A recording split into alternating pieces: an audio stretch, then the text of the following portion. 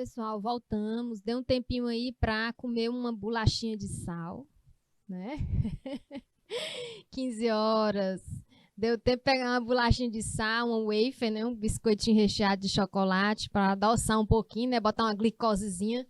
Depois de tanta informação sobre ética, né? Sobre o código de conduta empresarial, certo? E agora nós vamos iniciar a nossa disciplina de projeto de aprendizagem interdisciplinar, tá? Com o tema ainda do agronegócio no nível local, regional e nacional. Mesmo objetivo no reconhecimento do agronegócio como uma atividade que se relaciona com as 4 áreas do conhecimento e a compreensão, né, do agronegócio como fonte importante, fonte de renda a nível municipal, regional e nacional. Bom, antes de começar, né, lógico que a gente vai recapitular um pouco do que a gente viu na aula de ontem, mas ontem eu falei para vocês que eu ia, né, verificar aqui a possibilidade, olha aí, aqui foi pipoca com refrigerante. Maria de Jesus, não acredito. Rapaz, vocês estão fazendo da aula Netflix, né? Pipoca e refrigerante, isso é bom, né? Então, olha só, quem não assistiu a aula ontem, quem não esteve presente por algum motivo pessoal, vai acompanhar a aula depois na plataforma ou no YouTube, certo? Porque fica lá a aula, tá? Mas ontem também eu falei para os que estavam presentes, né? Eu falei que iria ver qual era a possibilidade de passar um vídeo para vocês mostrando a agropecuária. Como é que funciona o processo, a cadeia produtiva?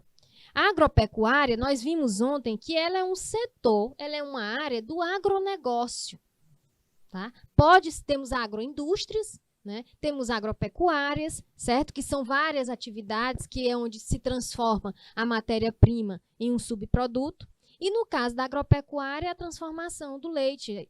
Agropecuária Monte Santo. Não sei se vocês já ouviram falar ou se no município de vocês já tem esse produto. Fazendo propaganda aqui, né, gente? Porque quando eu fui fazer a aula, né, pense num produto bom. Né, fazendo propaganda. E detalhe, vocês irão ver a professora de vocês em campo, né? No ano de 2018, gente. A aula foi em 2018. É um arquivo, né, aqui do canal Educação, certo? Vocês vão ver que a professora não mudou nada. Só o óculos. Só o modelo do óculos, certo? Bom, esse vídeo, né, apesar de ter sido, essa aula, apesar de ter sido realizada, né, em 2018, mas é atual. Por que eu digo atual? É um assunto atual, tá? É uma área atual.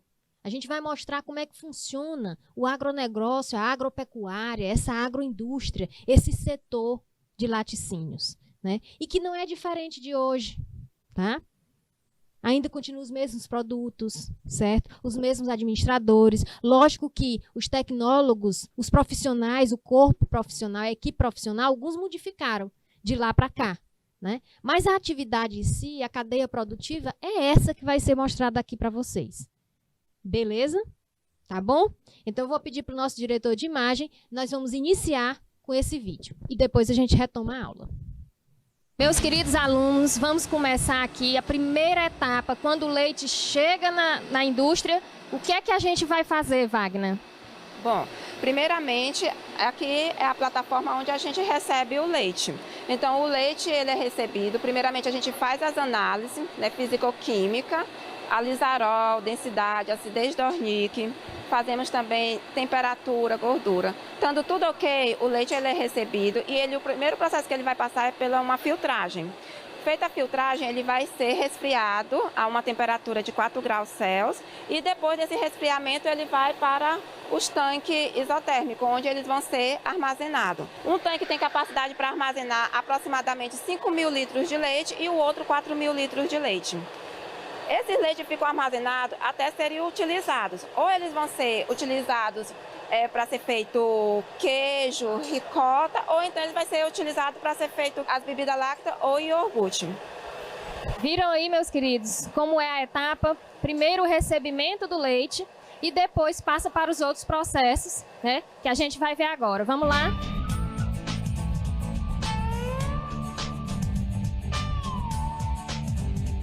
Meus queridos alunos, nós estamos agora em outro setor da agropecuária, mostrando outro setor do sistema agroindustrial da cadeia do leite. E vamos falar agora com o Rafael, que é um dos administradores da agropecuária. O Rafael tem muito a falar para vocês. Vamos lá? Aqui nós estamos no setor de produção do queijo coalho, Minas Frescal, ricota e requeijão cremoso e requeijão culinário. Hoje, a produção está se iniciando com o queijo coalho. O queijo coalho sempre se inicia com um processo de padronização, que é o processo que reduzimos a gordura do leite a 3%, que ele continua leite integral. E depois, após isso, fazemos a pasteurização do leite. Sobre a pasteurização, ela pode ser feita de duas maneiras: a lenta e a pasteurização rápida. A pasteurização lenta consiste em o aquecimento a 65 graus por 30 minutos.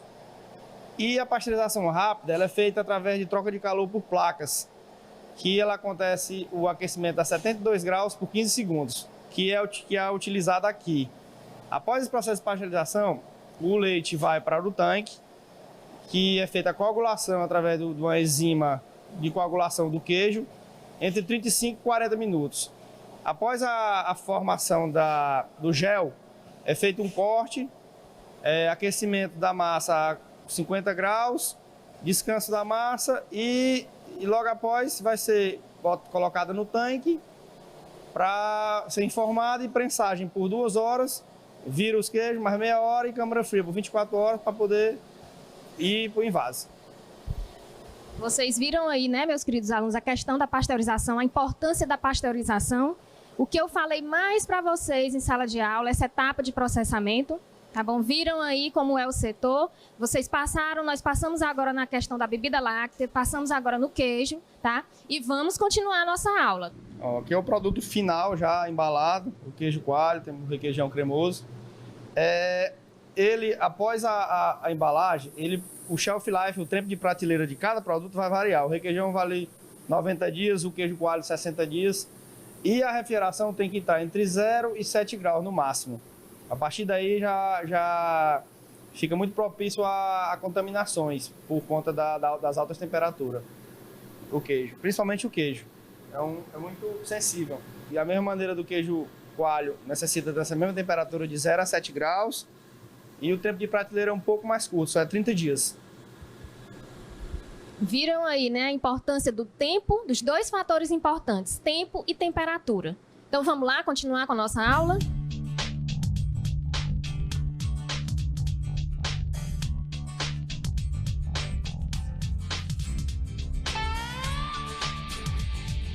Doutora, nós sabemos que o leite, quando chega aqui na industrialização, né, para se formar um derivado, ou ele vai para queijo, requeijão ou manteiga, ou então ele vem como bebida láctea.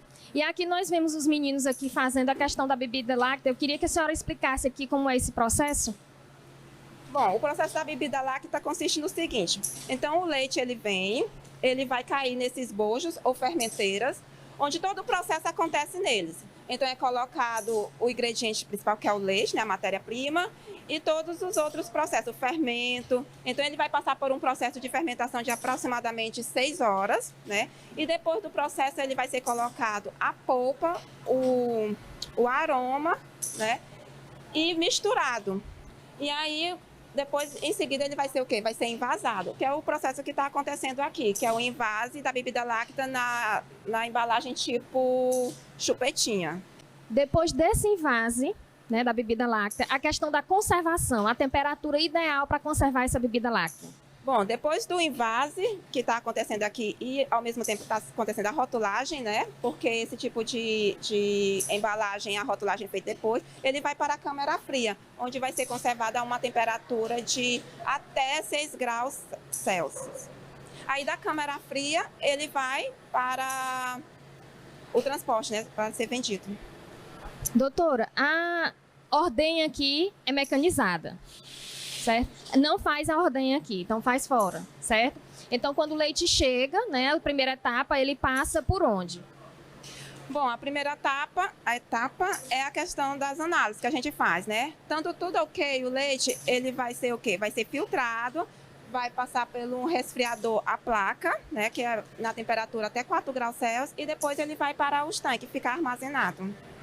E a sua função aqui, como é trabalhar aqui com esse produto, que é um alimento que está na nossa mesa diariamente, né? É muito importante para a nossa dieta alimentar. Então, o que é que a senhora acha desse leite, né, que é fornecido, o mercado, se está bem atendido, a sua satisfação de trabalhar com esse produto, a sua função aqui como médica veterinária, né? Então, a senhora pode falar um pouquinho para a gente? Então, eu fiz todo o meu curso voltado para as inspeções, né? Então, e principalmente para a inspeção de leite. Então, trabalhar, né, com leite, para mim, é muito bom, porque assim, eu me encontro aqui no laticínio, né? Então, o médico veterinário, as pessoas não têm muito conhecimento de que o médico veterinário trabalha dentro de indústria no controle e qualidade dos alimentos, né? Então, eles acham que seria outros profissionais que estariam aqui. Como veterinário, a gente está aqui para garantir o controle e a qualidade dos produtos, né? Que ele passa por um rigoroso processo de controle para que esses produtos eles cheguem até o consumidor isentos de qualquer micro-organismo que possa ocasionar algum tipo de doença para quem for consumir. Viram aí, meus queridos alunos, como é esse processamento, a importância da higienização, a importância da conservação a frio, que eu sempre venho falando para vocês a conservação a frio. Né? Então, vocês viram aí a doutora Wagner falando a questão da câmara fria, que é de importância para conservar essa bebida láctea, para que possa ser fornecido para o consumidor final. Ok? Então, vamos lá, continuando a nossa aulinha.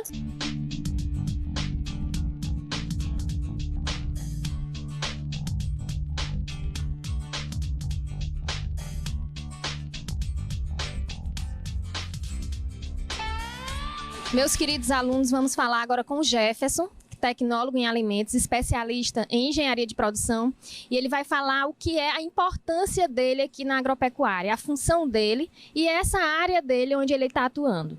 Tudo bom, Jefferson? Tudo bom, bom dia. A gente trabalha em uma empresa, chama-se Global Food, né, empresa que eu trabalho, e a nossa função hoje dentro da agroindústria, principalmente voltado para laticínios, é dar suporte técnico. A gente trabalha com a venda de insumos, isso mas agrega o valor mais ainda com o cliente juntamente com o suporte técnico. Então, assim, é uma parceria, uma mão dupla, né? Ele vai comprando e a gente vai ajudando no que é preciso, na elaboração de produto, algum problema que deu na fábrica. Então, tudo que envolve parte técnica, a gente é especializado para atender ele da melhor maneira possível, tecnicamente falando. E assim, a gente acredita muito que para a gente crescer também é preciso que o cliente nosso cresça. Então, para que ele cresça, a gente presta essa assistência, presta um trabalho técnico, ajudando ele a crescer, ajudando o negócio local a crescer, e assim a gente vai caminhando junto em parceria.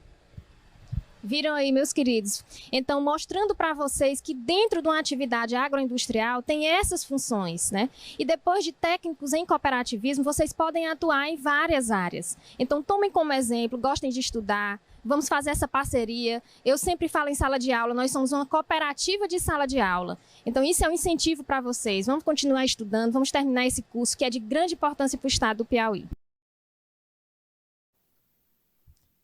E aí, pessoal? Gostaram? Eu, particularmente, quando eu fui fazer essa aula externa, eu gostei muito, né? Sendo da minha área, então, aí é porque eu fiquei maravilhada e aprendi muita coisa, porque na universidade a gente não vê, né, o aprendizado dessa forma, tá?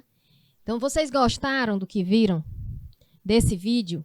Dessas informações? Viram aí, né, que o investimento, né, o investimento é alto, tá? A professora, não, e a professor aqui vira repórter, viu? O professor aqui, quando vai fazer aula, né, quando viaja, né, e vai fazer uma aula externa, vira repórter, tem que aprender, né?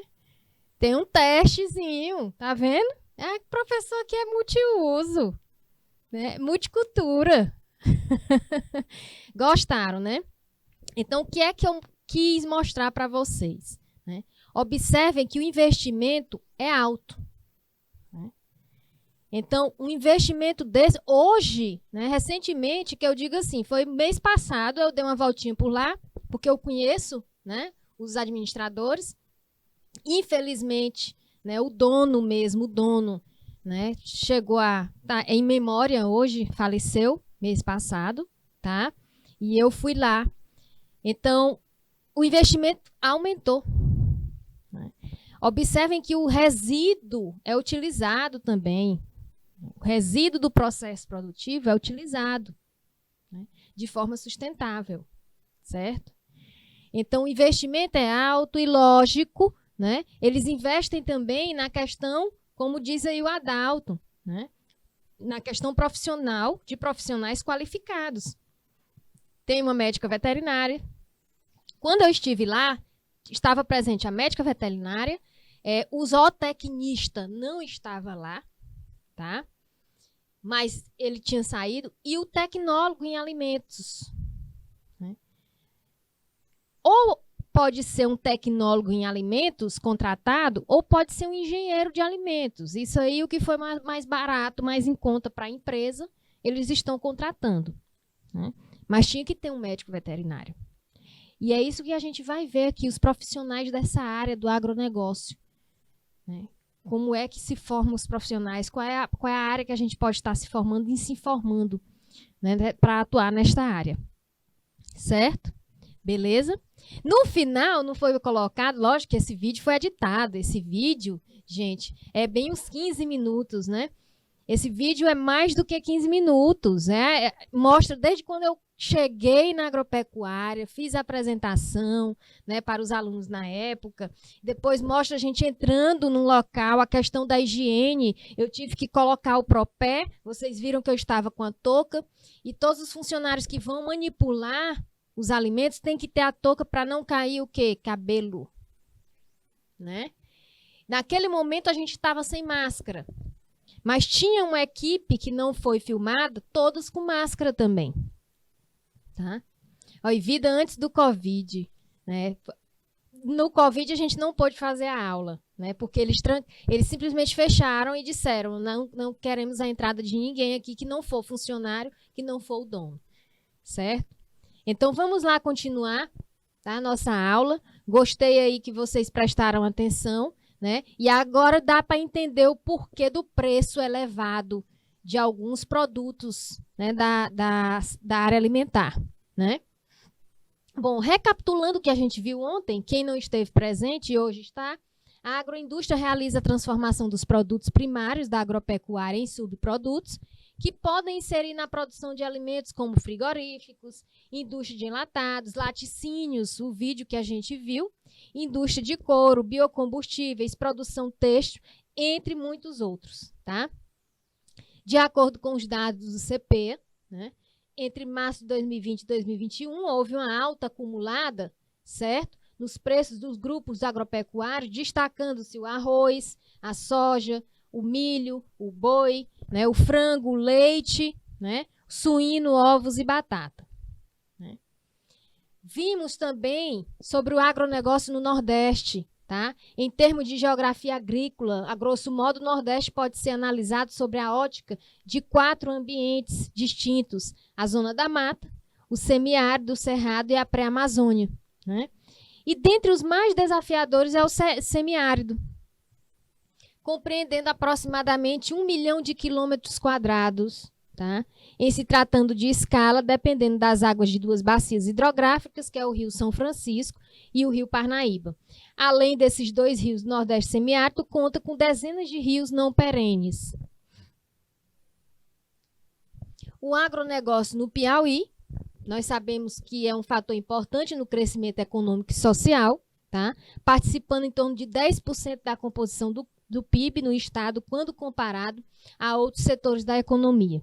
E entre as principais culturas cultivadas no Cerrado estão a soja, o milho e o algodão. Né? Nas exportações, o agronegócio alcança próximo de 90% das receitas, segundo a informação da Secretaria do Estado de Agronegócio e Empreendedorismo, a SEAGRO, e 2 dos principais compradores de soja Dois dos principais compradores de soja piauiense nos últimos anos é a China e Estados Unidos. Olha aí, quem é que pode imaginar isso, né? Principais compradores de soja piauiense nos últimos anos, a China e os Estados Unidos, né? Bom, Piauí ficou em segundo lugar no crescimento do PIB, no ranking nacional, tá? Porque está entre os 5 estados do país que tem o seu crescimento atrelado ao agronegócio. E vocês viram um exemplo aí de uma área que a gente mostrou no vídeo, tá? Infelizmente, este dado, né, não foi ressaltado, afirma o presidente da Associação dos Produtores de Soja do Piauí, a AproSoja, Alzir Neto. Tá? Bom, ao longo dos últimos anos, o estado quadruplicou sua malha viária, saindo de 1.500 quilômetros em 2002 para 6.500 quilômetros em 2021. No entanto, menos de 500 quilômetros foram executados nas áreas de escoamento da produção de grãos no sul do Piauí.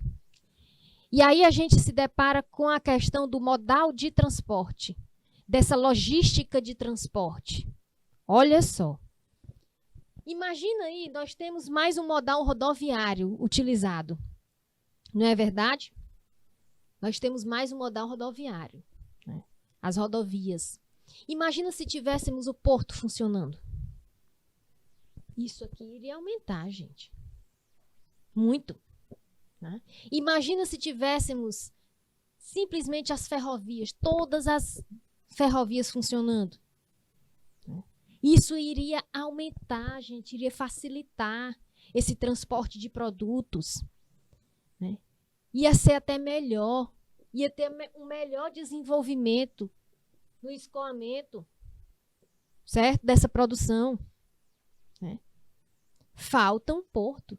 Tem o porto. Né? Falta terminar a construção, né? E começar a funcionar. Facilitaria muito mais, porque dentro do modal rodoviário, algumas estradas estão em péssimo estado, né? Questão de assalto na estrada, né? Tem muito caminhoneiro que não viaja mais como viajava antes, certo? A demora para chegar esse produto, essa produção, tá? Então, pelo porto, pelo modal, né, aquático seria muito melhor. Além do crescimento econômico e social. Tá? Iria abrir também a questão de emprego, gente. Imagina aí. É um sonho, tá? Piauí deve atingir um novo recorde na produção em grãos em 2022. A produção de grãos do Piauí deve atingir cerca de 6 milhões de toneladas nesse ano, o maior volume já registrado no estado. É o que prevê o levantamento sistemático da produção agrícola, referente ao mês de janeiro de 2022. Tá? O estudo é realizado pelo Instituto Brasileiro de Geografia e Estatística, o IBGE. Né? E o agronegócio é responsável por 92% da produção de grãos do Piauí. Gente, 92% não é pouca coisa, não. Né?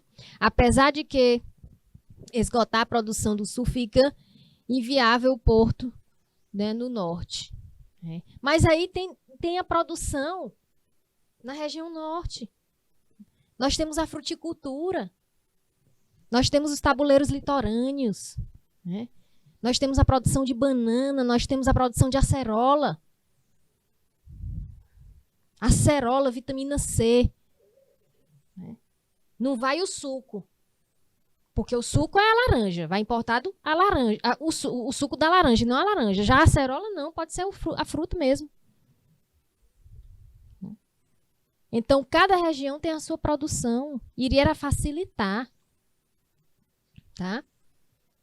Toda a produção de soja do Piauí, que deve ultrapassar 3 milhões de toneladas em 2022, está em empreendimentos do agronegócio. Além disso, cerca de 89,1% do milho gerado no estado, o equivalente de 2,4 milhões de toneladas, tá?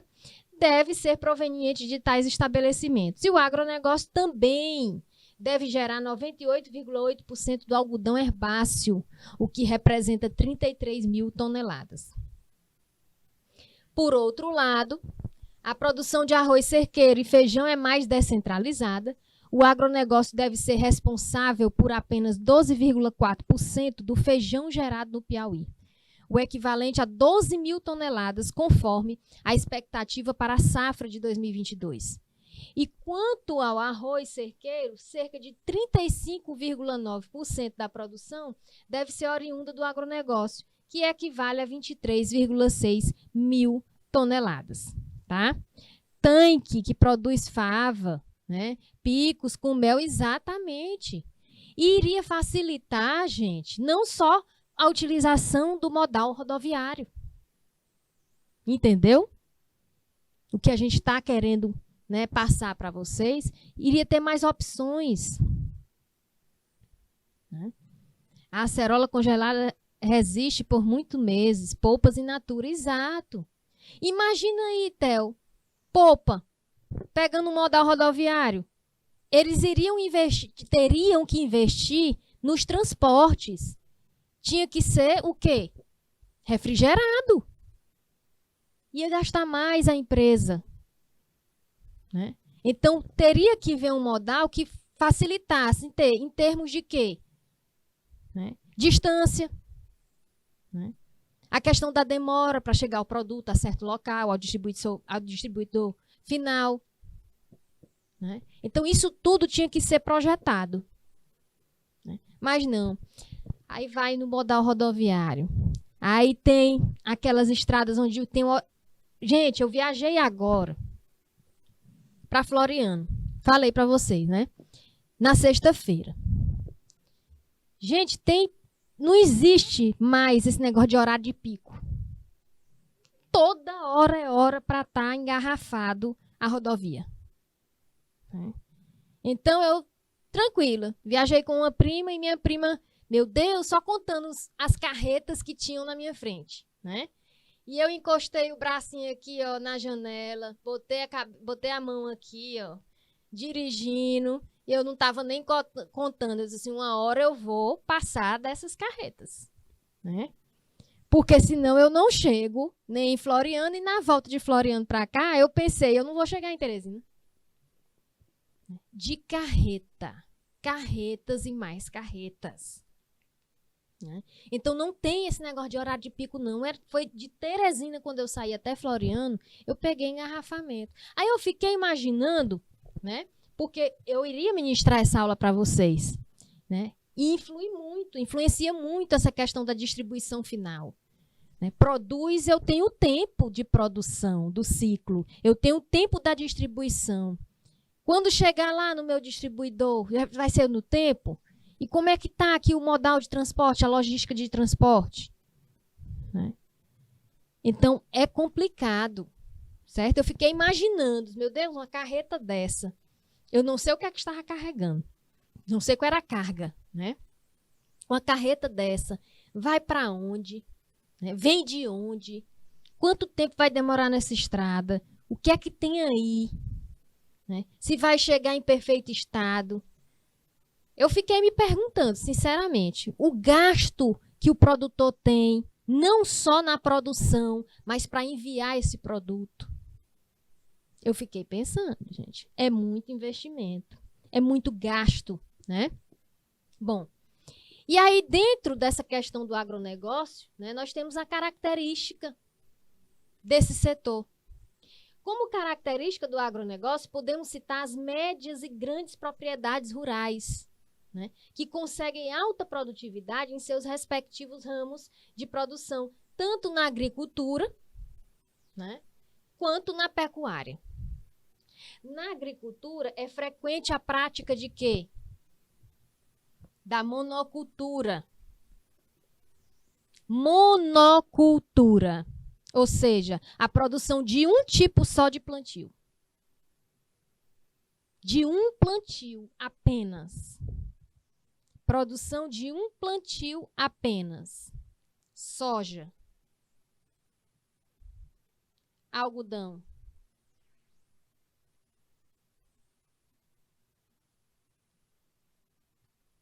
Milho. Só exemplos, viu? Monocultura. Em muitos casos, há propriedades que praticam as duas modalidades, né? Criando gado, as duas modalidades. Cria o gado e planta algum tipo de vegetal. Aí é a agropecuária, tá? As médias e grandes propriedades rurais desempenham um papel importante para outra característica do agronegócio, a modernização do campo. Este é o resultado de intensas transformações científicas e tecnológicas a partir da década de 1950, com maior intensidade na década de 1970, com o surgimento dos organismos geneticamente modificados, conhecidos como OGM, por exemplo. Organismos geneticamente modificados. Monocultura nunca deu certo no Brasil desde o tempo do descobrimento, mas está dando certo no sul do Piauí. A soja é monocultura, o algodão é monocultura. E o que está fazendo crescer o nosso estado são as monoculturas. Aqui não dá muito para usar, né? É o gado junto com a produção vegetal. Por quê? Porque o gado, por um lado, ele impacta, né, o solo. E o nosso solo, nós já sabemos que ele tem uma deficiência, né? Então, isso tudo é estudado. Nessa questão de organismos geneticamente modificados, teve um probleminha na época, tá? Na década de 1970, quando surgiu, certo? A tendência é quebrar. Theo, eu não digo que a tendência é quebrar, tá? Porque atualmente, assim foi com o café. O café ele requer muito mais cuidado, tá? A tecnologia empregada, ela requer mais cuidado, ela requer muito mais tecnologia. Cana-de-açúcar nós temos em União, né? União em alguns municípios aqui próximos, né, do Maranhão. Nós temos cana-de-açúcar. Nós temos aqui em União a produção, temos a Convap. Produção de álcool e produção de açúcar, né? Então, não quebra muito, não. A cana-de-açúcar está tendo, até porque o resíduo da cana-de-açúcar ela está sendo utilizada, Theo, para recuperar áreas degradadas, que é a vinhaça. Não sei se o Adalto já se deparou com projetos assim, né, na área ambiental, já que o Adalto ele trabalha com essa área ambiental, né, Adalto? Você me falou no início da disciplina. Então, a vinhaça ela está sendo utilizada para regenerar, tá? Para recuperar áreas degradadas. E para se ter a vinhaça, né, nós temos que ter a produção de cana-de-açúcar. Então, eu não digo que a tendência da soja, a produção de soja no Piauí vai quebrar, porque não vai quebrar, não. Sabe por quê? Os produtores estão vindo, não é daqui, né? Estão vindo de fora. Eles estão utilizando a nossa área, ou seja, tem algo na nossa região muito rico, porque isso vai de pesquisa. Nossa região, apesar do solo ter muita deficiência, tem algo que os grandes produtores, por exemplo, os de soja, estão vindo implantar aqui. Tá? Tem vários municípios já que estão plantando soja. Certo? A soja lá em Bom Jesus, ela não está começando não, já tem muito tempo. Tanto é que nós temos a ProSoja também em Uruçuí, tá? A ProSoja está investindo. Tá? Ainda é bom o negócio, está sendo, né? Está gerando muito emprego, tá? E essas organizações que vêm de fora, elas se preocupam com o quê? Em treinar e capacitar os funcionários que estão trabalhando, porque elas utilizam alta tecnologia e não é todo mundo que vai saber usar. Um exemplo de vocês, em 2011, eu trabalhei numa indústria de cana-de-açúcar no Maranhão. Tá? Na cidade do Maranhão. Para vocês terem uma ideia, os engenheiros agrônomos eles teriam que utilizar aqueles quadriciclos para poder, cada um tinha uma fazenda para visitar, uma área para visitar com plantações de cana.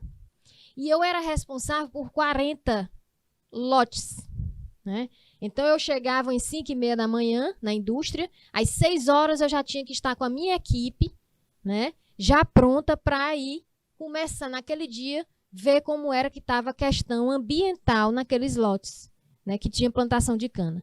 E uma das exigências, né, o engenheiro agrônomo teria que saber andar naquele quadriciclo. A empresa teve que fazer o treinamento comigo, né? Mas eu confesso que eu não utilizei muito. O peão ia e eu ia junto, né? A senhora precisa ver em Luiz Eduardo Magalhães e Barreiras, na Bahia. A soja é a principal cultura, olha aí. Região Nordeste, né? Com todas as limitações e todas as dificuldades, nós estamos produzindo soja, certo? Bom, os organismos geneticamente modificados, eles estavam sendo confundidos com aqueles alimentos transgênicos. Professora, não é a mesma coisa, não? Os organismos geneticamente modificados, por exemplo, são aqueles organismos, aquelas culturas modificadas geneticamente para evitar, por exemplo, uma praga, né? O feijão, vamos usar o feijão, vamos dar um exemplo aqui nesses organismos geneticamente modificados. Tem plantação de feijão que se acaba, né, com pulgão, que é uma praga, né? Começa o pulgão, depois está se espalhando ali e é difícil o controle. Se você não verificar logo do início, acabou seu feijão. Aí logo com o pulgão, vem as lagartas procurando o pulgão, né? Aí as lagartas também vão fazer o quê? Vão se alimentar daquele feijão, aí pronto, acaba tudo. Aí o que é o organismo? Pega a genética, né, daquele feijão e vai modificar com o intuito daquele feijão não ser mais atacado pelo pulgão. Daquele feijão não ser mais atacado por aquele tipo de lagarta. Daquele feijão não ser mais atacado por um tipo de formiga. E assim vai. Aí sim, tá? Aí sim você vai mudar a genética daquela cultura. É assim, tá? Amarante, esse curso é ótimo. Todos os cursos, né? Todos os cursos são ótimos. Eu uso NIM e faço defensivo natural. Tem muita gente que usa NIM. Eu fiz um defensivo, Theo, com sabão neutro, sabão líquido. Tá? Com sabão líquido neutro. Borrifei. Na hora que eu vi a primeira plantinha numa parcela, eu fiz, ó, borrifei, borrifador mesmo. Né? Certo? Amarante, me chamo Vitória. Vitória, seja bem-vinda, tá? Para a nossa aula aqui. Bom, essa modernização, certo? Engloba máquinas, sementes modificadas, técnicas de cultivo, criação de animais avançadas e desenvolvimento de produtos, tá? Que aceleram o ciclo natural do plantio e crescimento de plantas e gados. Olha só, pessoal. Máquinas, maquinário, sementes modificadas, técnica de cultivo, criação de animais avançados, né? E desenvolvimento de produtos que aceleram o ciclo. Isso tudo leva a quê? Investimento.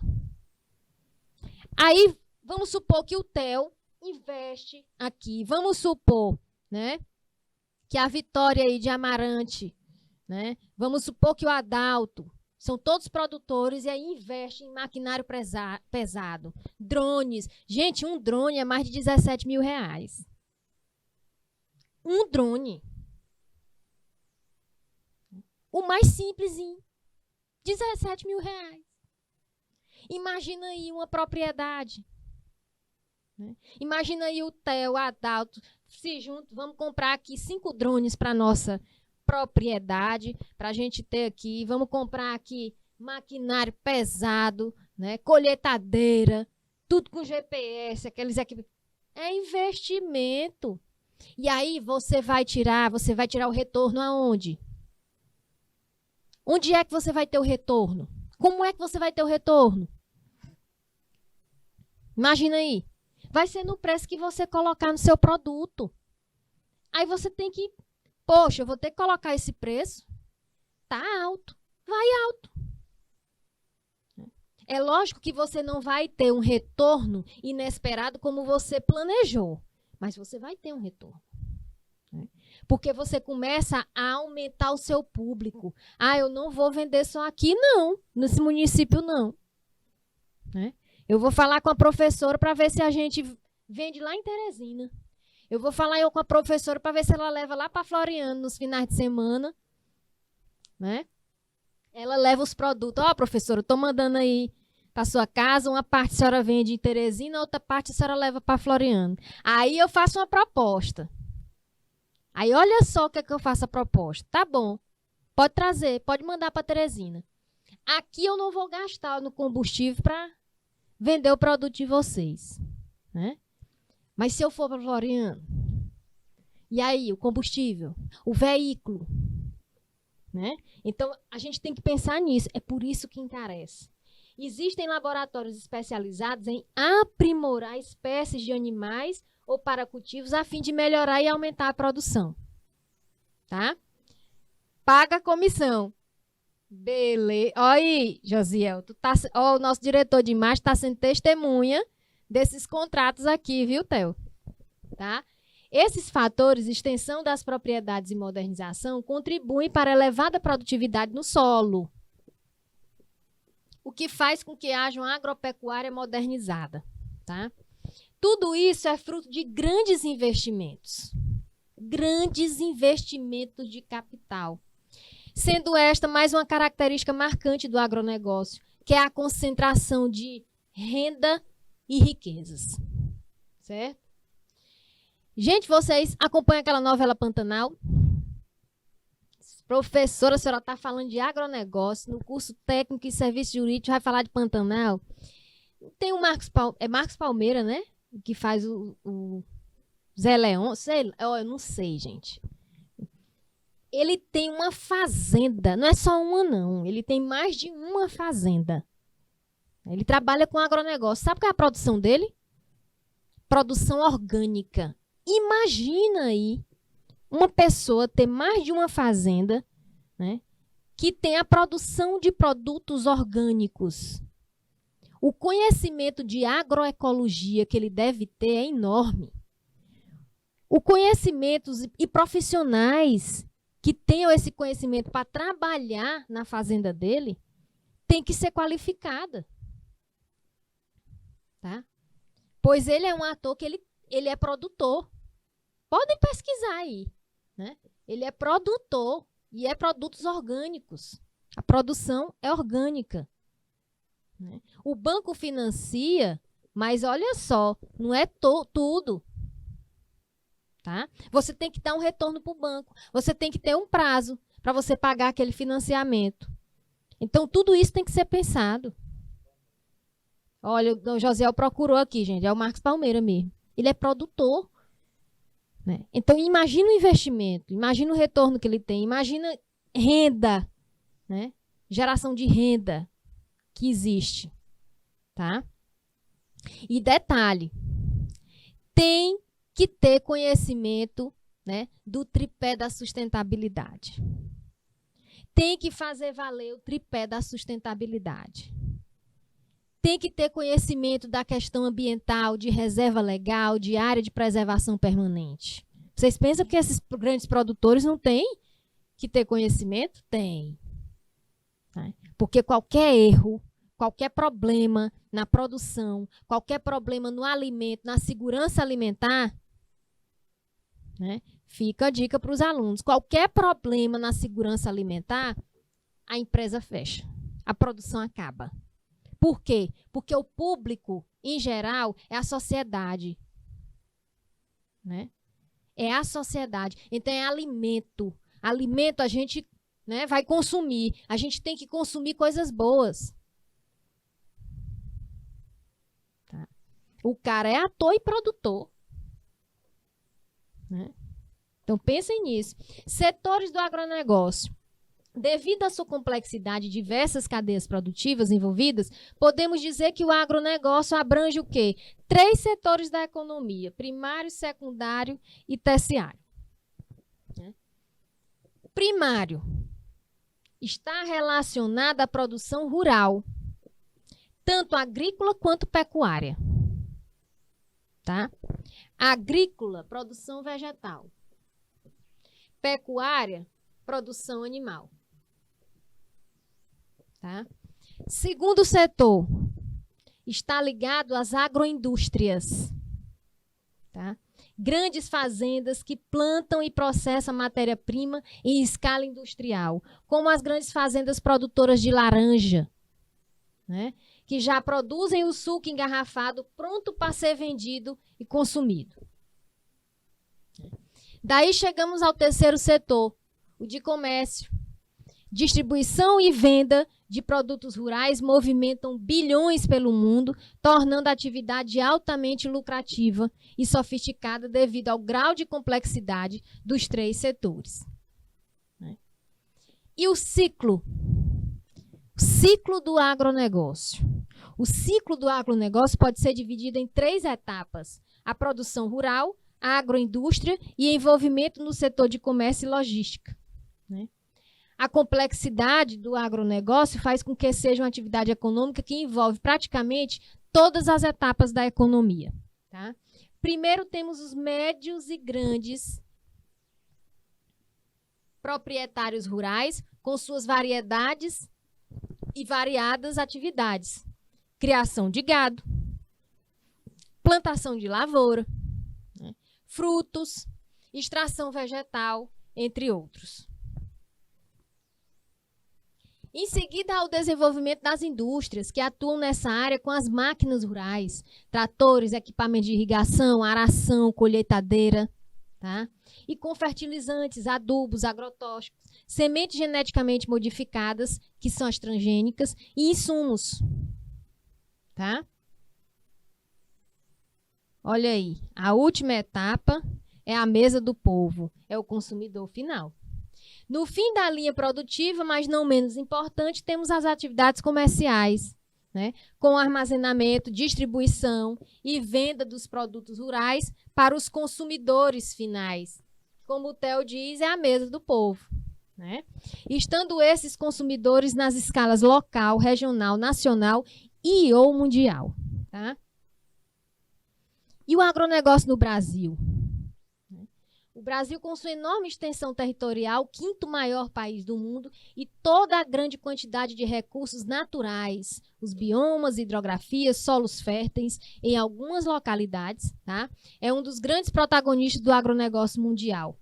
Conforme dados do Instituto Brasileiro de Geografia e Estatística, IBGE, em 2018, nosso país possuía o maior rebanho bovino, 2018, para abate do mundo, com 203.523.056 cabeças de gado, tá?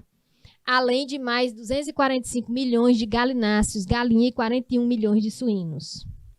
Né? Somos uma grande potência, nós sabemos disso, nós já aprendemos isso, certo? Boa tarde, seja bem-vinda. Somos uma grande potência nesse assunto, alimentando 1/6 de toda a população mundial, de acordo com o Ministério da Agricultura. Bom, não é só de pecuária que vive o agronegócio, tá? No Brasil.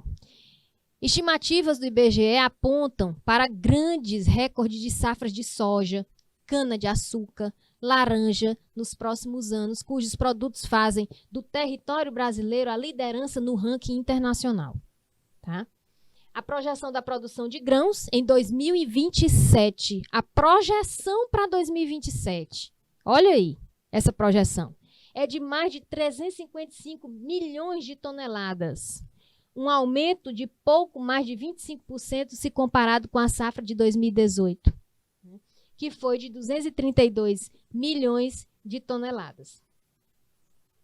Os grãos que mais se destacam na produção nacional são a soja e o milho, né? Ambos com 38 milhões e 16 milhões de toneladas produzidas em 2019, respectivamente. Né? E grande parte dessas produções ocorre aonde? No centro-oeste do país, com destaque para o Mato Grosso, o estado com o maior rebanho bovino do país, com mais de 30 milhões de cabeças de gado, tá? E liderança no cultivo da soja.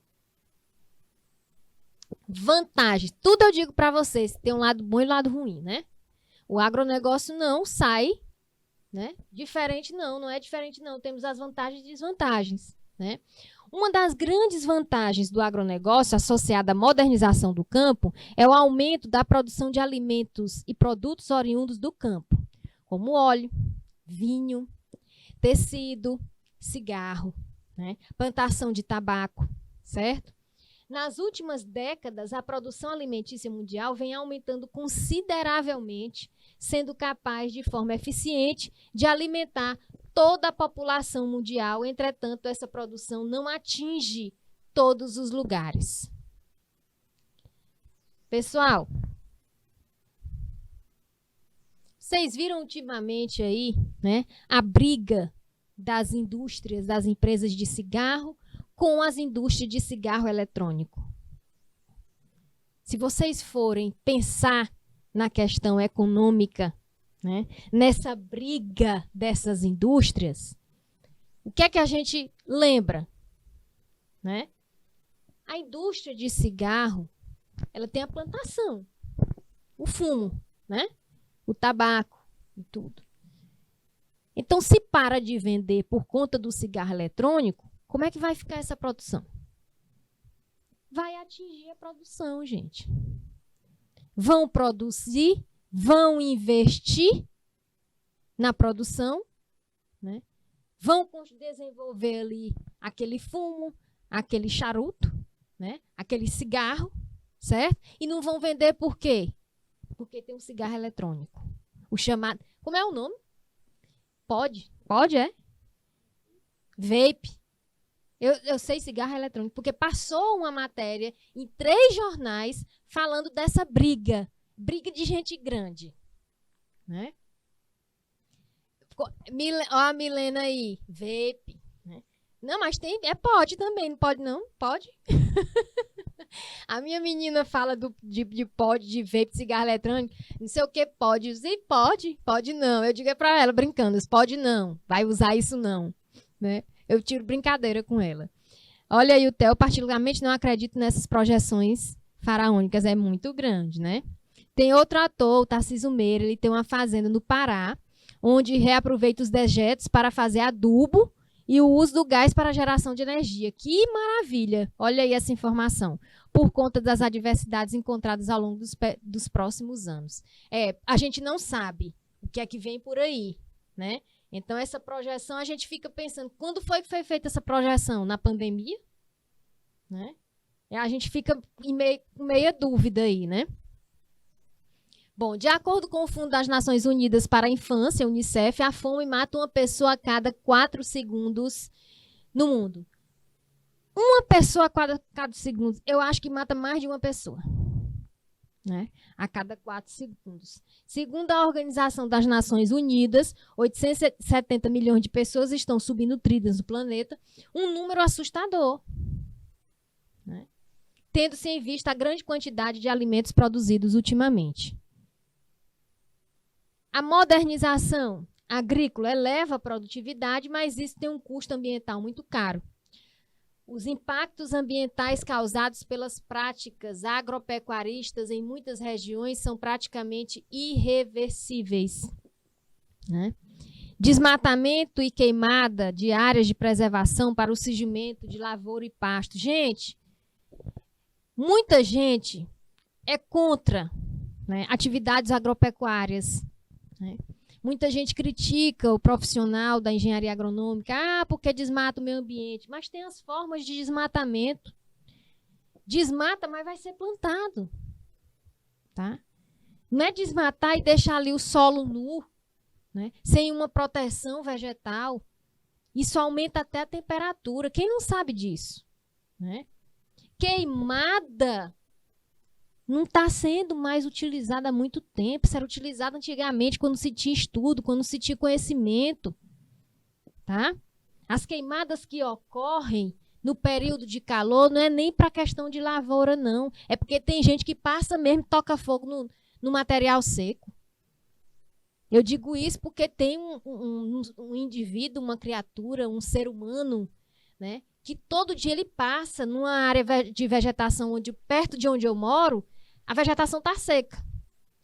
Pois o cara passa, ele joga fogo, joga cigarro. Quando é de noite, meu amigo, ninguém aguenta não no condomínio. O fogo tá por cima, né? E o cara passa e todo mundo sabe na vizinhança quem é. Não acontece nada, tá? Contaminação do solo devido ao uso excessivo, né, de fertilizante. Outra coisa também, para você implantar uma atividade agropecuária, também tem o estudo da questão ambiental. Hoje, as atividades, tudo que você vai implantar, tem que ter o licenciamento. Nós sabemos disso, né? Eu estou defendendo a minha área. Não sei se vocês observaram, né? Tem que ter o conhecimento, tem que ter o licenciamento prévio, licenciamento de instalação, o licenciamento de operação, tá? Então, tem estudo e tem a reutilização, certo? Beleza? Olha aí a Milena rindo. Dentre os impactos ambientais mais perigosos no agronegócio, podemos citar a acentuação dos processos erosivos. Ah, isso aí tem, tá? Isso aí tem, mas não é só do agronegócio, não. Detalhe, não é só do agronegócio, não. Tem a vantagem e desvantagem, lógico, né? Mas processo erosivo e degradação do solo, tá? A gente usa o solo, né, mas a gente tem que pensar em preservar ele. Em visita a Pedro II, tivemos a oportunidade de conhecer uma experiência. Um terreno foi dividido em 3 partes, né? Uma que o dono queimou e plantou. Isso é uma experiência, né, mostrando como é que vai desenvolver ali alguma cultura no solo. Como o solo é um recurso renovável, ele deve ser usado de acordo com a sua capacidade de uso do solo. O que em muitas propriedades rurais não acontece, né? Mas já tem profissionais para fazer isso. Além disso, a retirada da cobertura vegetal para a implantação de pastagem e lavoura pode acentuar, sim, as erosões, com perda significativa da terra, com perda da fertilidade, tá? Na outra, desmatou e tirou a mata, e na outra, deixou a mata. Olha aí, isso é uma experiência, né? A terceira estavam plantando grandes e as outras não. É uma experiência, gente, tá? Terminamos a nossa aula. Gostei muito da nossa aula, viu? Não sei vocês, mas eu gostei, tá? E a próxima semana a gente tá aqui. Tá? A próxima semana não, amanhã, né? Amanhã nós teremos aula. Amanhã, sexta-feira, nós estaremos aqui, tá? Beleza? Grande abraço para vocês.